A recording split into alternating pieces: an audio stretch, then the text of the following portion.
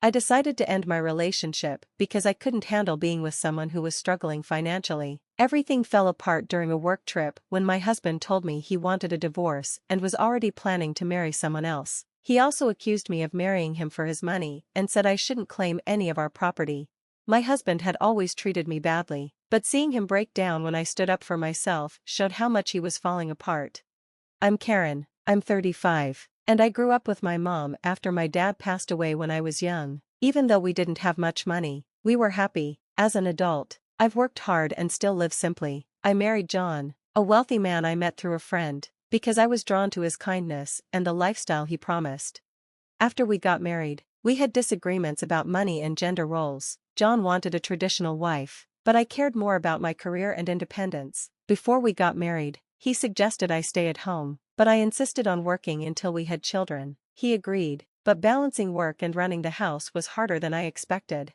Even though I worked full-time, I was also responsible for all the housework, and we didn't spend much quality time together. John stuck to his traditional role, doing nothing around the house. He saw how tired I was, but didn't change his behavior.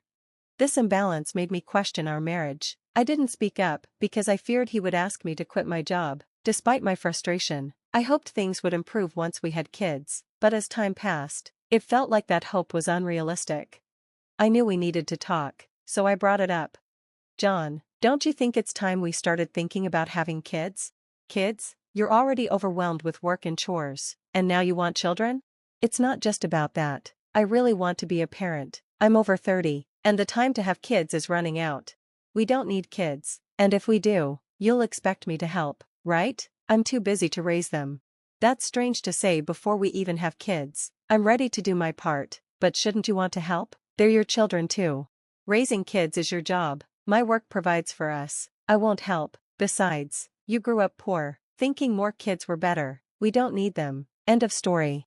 John ended the conversation and walked away. I sat there, hurt by his rejection of having children and his insult about my childhood. After that, things between us got worse. We spoke less, and the idea of starting a family seemed impossible. I buried myself in my work, but the emotional distance between us grew. One day, just before I left for a business trip, John acted unusually kind. He wished me well and hinted at a big surprise when I came back. Though I had emotionally disconnected, his smile gave me a little hope. That hope was shattered when I returned home. The locks had been changed, and John's surprise was his betrayal. He had ended our marriage. John's second surprise was telling me he had forged my signature on our divorce papers. Using a friend as a witness, he handed me a document demanding I give up all claims to our shared property. I argued that we should both give up our property rights, and I insisted the agreement be notarized and made public. John refused, so he angrily retyped the document, which led to a big argument. As I left, he mocked my financial background and even threatened to throw out my belongings. A few days later, I got a call from John, sounding panicked. "What did you do?" he asked. "What do you mean? I haven't done anything. Why are you so upset?" "They're telling me to leave the apartment." "Oh, you're still there? That's not allowed. The lease ended this month, and you're trespassing." "Trespassing? That's ridiculous. It's my house." "Are you serious? It was a corporate apartment in my name. You don't have any right to live there anymore." "That's crazy. How could you do this to me?" "I warned you. You can't change the locks on a rental. The leaseholder is the only one who can make decisions about the property." "I didn't know," he mumbled.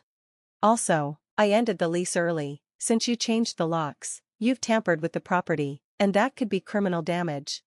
"Criminal damage? Is that why the police are here?" "They're at my door, and I don't know what to do." "Stay calm. It's probably related to that, but it could also be the forgery when you filed for the divorce. You can't fake a signature or a witness. It's a serious crime." John was clearly stunned, not fully realizing the severity of his actions. "That divorce you filed is invalid, and your marriage to Susan is illegal, too." "How do you know about Susan?" he stammered. "I know everything. I hired a private investigator to get the details of your affair. While you thought I was on a business trip, I was gathering proof." John went quiet, absorbing the truth. Then, with desperation in his voice, he begged, "Please don't tell Susan I'm still married." "Why wouldn't I?" I replied. "She doesn't need to know." "Don't worry, I won't tell her, but legally, you're still married to me, and your affair is considered adultery, Susan owes me compensation. I've already sent her a demand letter. John's voice cracked. You can't do this. She didn't know I was married. Exactly. That's why she'll find out soon enough. The letter was sent directly to her, and even if you try to stop it, you won't succeed. Hours later, John called again, this time sounding defeated. I couldn't stop her from getting the letter. He explained how he waited for the mailman at Susan's house, hoping to intercept the letter, but when Susan arrived, the mailman handed her the envelope, apologizing for the mix-up. Susan opened it and turned to John, furious. What's this? Reparations? You were married? Explain. John stammered. It's not what it seems. She's my ex, and she's just being petty. This has nothing to do with us. Susan wasn't buying it. But this doesn't make sense. If she's your ex, why would she demand compensation?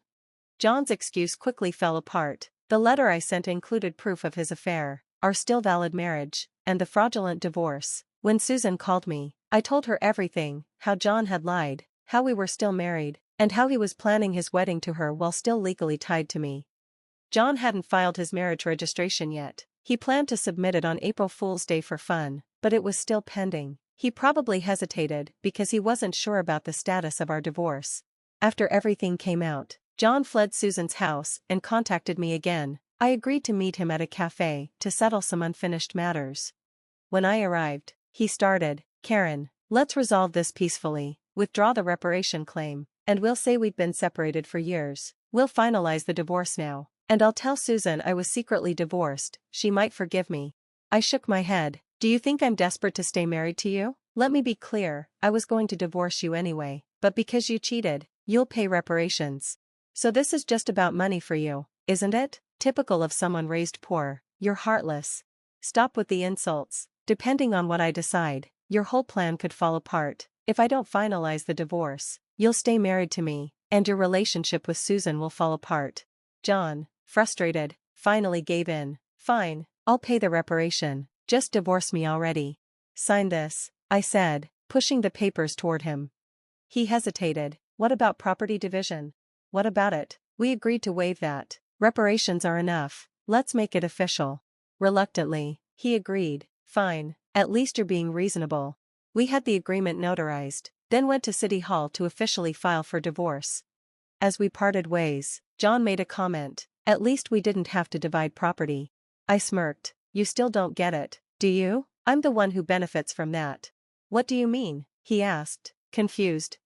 Do you even have assets to divide? After paying reparations to me, Susan will probably want reimbursement for the wedding expenses too. She can't do that, I'm marrying her, he protested. We're divorced now, there shouldn't be a problem. I shook my head, still in denial. What you did was marriage fraud. Hosting a wedding while still legally married is a big deal. Do you really think Susan trusts you now? She will, he insisted. She'll believe me. Believe what you want, I said, but I spoke to her myself. And weren't the guests at your wedding paid actors? You haven't even settled your debt with them.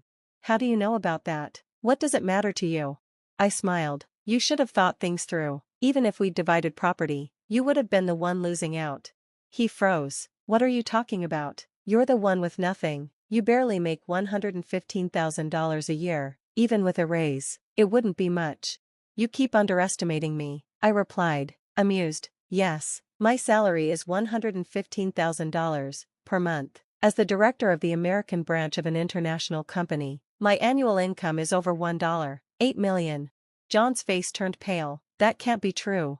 It is, and since I've always been frugal, I've saved a lot, most of which is untouchable because it predates our marriage. You missed your chance to claim anything. Realizing his mistake, John looked defeated. So all I've got left is paying reparations. I stood up to leave. That's right. And it's not just about money. It's compensation for the pain you caused me. Pay it, even if it takes years. After we met, John's problems got worse. Ignoring my advice, he returned to the apartment. The building manager called the police, and John was taken into custody. It was unclear whether the charges were for trespassing, obstructing duties, or forgery. John's parents stepped in to pay off Susan's family to avoid a fraud lawsuit. They even covered the wedding costs. But I continued with legal action for the forgery, refusing his offer of a settlement. It wasn't about the money, I wanted him to face consequences. After being detained, John lost his job and had to move in with his parents. He now works for a relative's construction company, earning a low wage that his father keeps to pay off debts. His parents plan to disown him once everything is repaid. As for me, I moved abroad for work at my company's head office, leaving John's chaos behind. Life got better when I met someone new, a caring executive at my company who understands my past and accepts me fully. We're now married and expecting our first child. With his support, I'm taking maternity leave and looking forward to returning to work later. His eagerness to co-parent has shown me a healthier, happier way to build a family. To those in similar situations, silence doesn't mean strength. Sometimes, the best path is through honesty, even if it means ending things. There's happiness waiting on the other side.